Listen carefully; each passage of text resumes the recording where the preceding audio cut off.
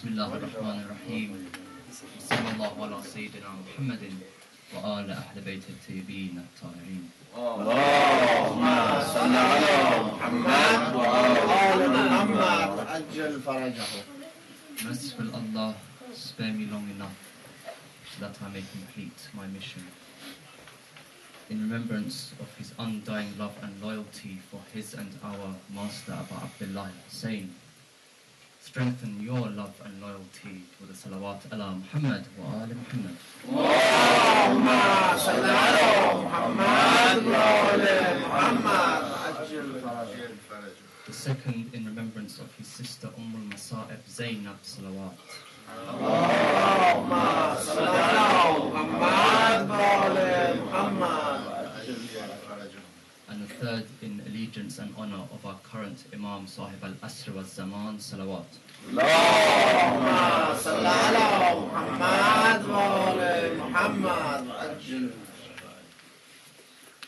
As you know, we're in the month of Muharram. It's very obvious, we're all wearing black and we're gathered here, as we do every year. And soon Ashura is coming, and people question us, what's Azadari? Why do we have Azadari? Why do you cry? Why do you beat your chests? So on and so forth. Inshallah, I'd like to cover over my next two speeches a bit about Azadari and why we have it.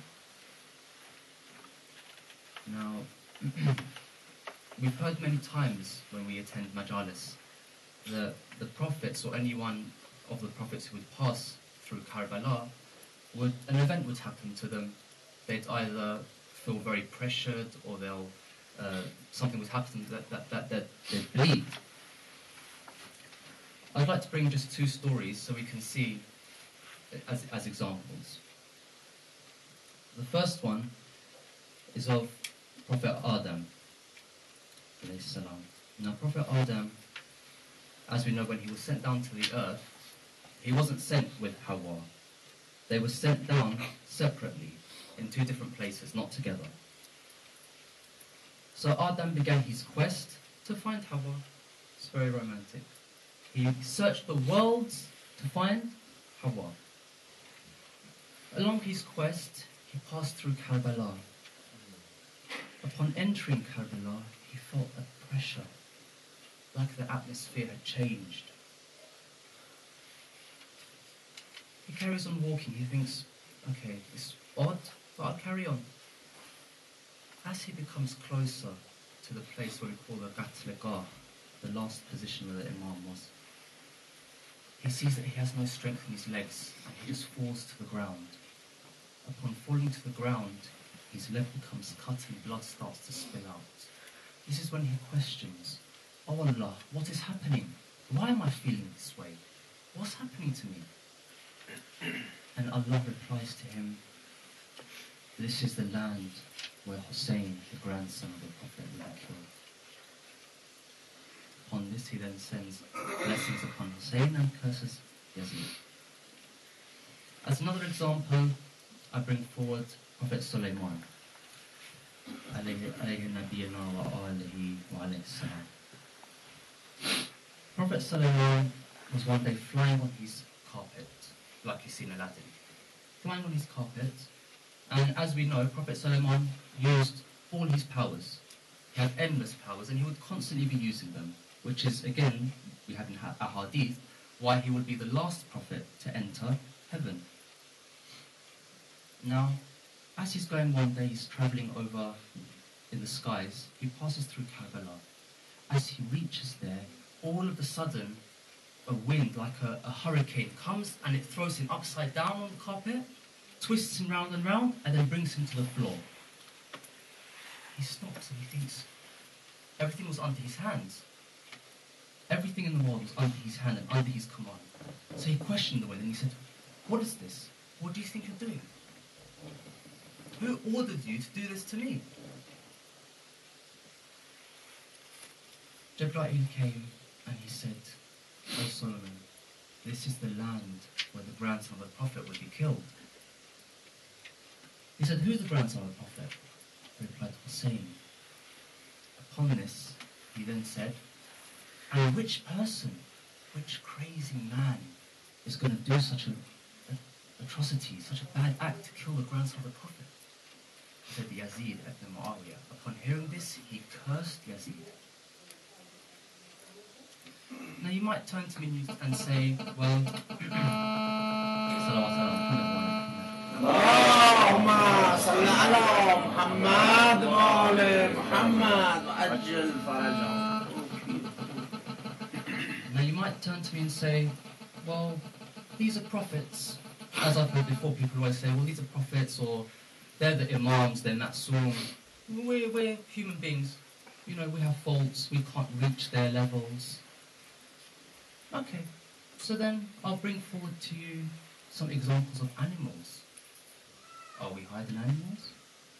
If you give me the excuse that we're not as high as prophets, then we must be as high as animals, or higher. The first one is Prophet Ibrahim, when he was taking his sheep to graze.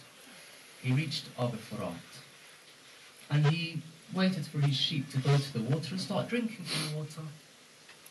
Obviously being hot desert. And he saw they're not drinking, and he's astonished. He's thinking, what's going on? Why aren't these animals drinking from the water? So he questions. He says, oh Allah, what's going on? Is something wrong? Is there something wrong with the water? Is there something wrong with my animals? What's going on?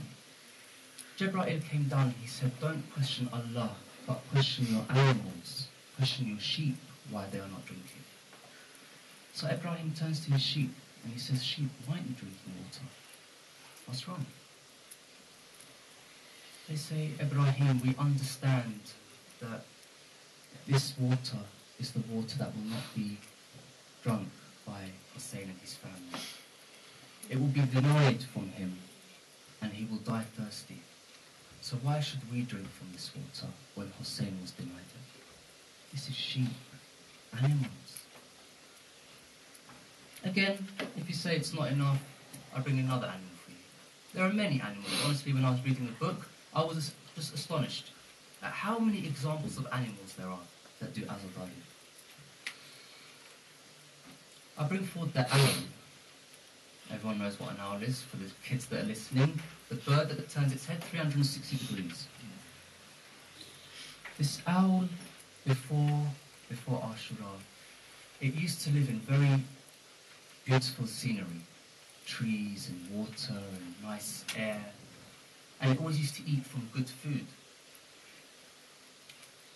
This animal, after the events of Karbala, it then told itself, who am I after Hussain has left this world? A world without Hussain. What use is this beautiful scenery? What use is these waters and these trees and this good food without Hussain? So it banished itself. It promised that from now till the end of the world, I'm not going to enjoy life. Why should I enjoy life? So it banished itself. And another thing it said was that not only will I not enjoy life, salawat ala Muhammad wa ala Muhammad.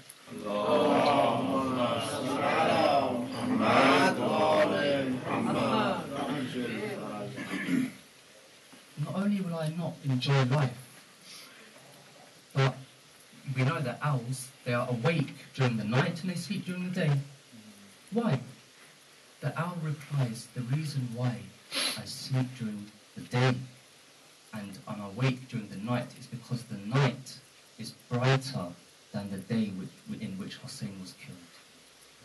This is a very big thing. This is a very intellectual thing for an animal to say. That a day in which Hussain was killed is darker than the night. How can this animal understand more than us humans?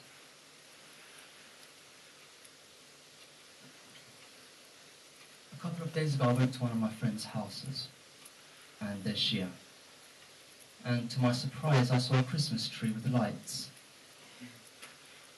And I questioned, I said, you know, how come you've got a Christmas tree? I know there's maybe nothing wrong with the Christmas tree and so on, but I said, we're in Muharram.